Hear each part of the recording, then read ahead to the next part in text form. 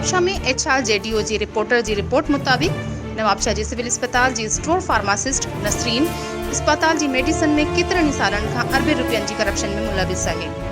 इलाइक़े जी मुअज़्ज़िज़ शख़्सियत सरदार शेर मोहम्मद रिंद सिविल अस्पताल नवाबशाह जी विज़िट कंदे मेन स्टोर इंचार्ज नसरीन वटि पहुतो ऐं उन्हनि खां इन्हनि जे बारे में मुतलिक़ मालूम कयईं त उहा मज़लूम बणिजी वई।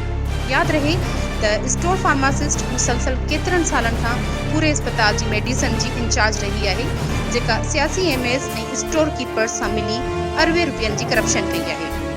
मैडम नसरीन मज़लूम ऐं मुस्तहिक़ मरीज़नि जी मेडिसन में केतिरनि सालनि खां करप्शन में मुलविस आहे। सरदार शेर मोहम्मद रिंद साहब हक़ीक़ी अवामी लीडर हुअण जो सबूत ॾिनो आहे ऐं इन मसइले खे उजागर कयो आहे। Human rights justice and defenders organisation इन इक़दाम खे अवाम लाइ रोशनी समझे थी ऐं मुकम्मल रिपोर्ट्स नेब तरफ़ मोकिलींदी।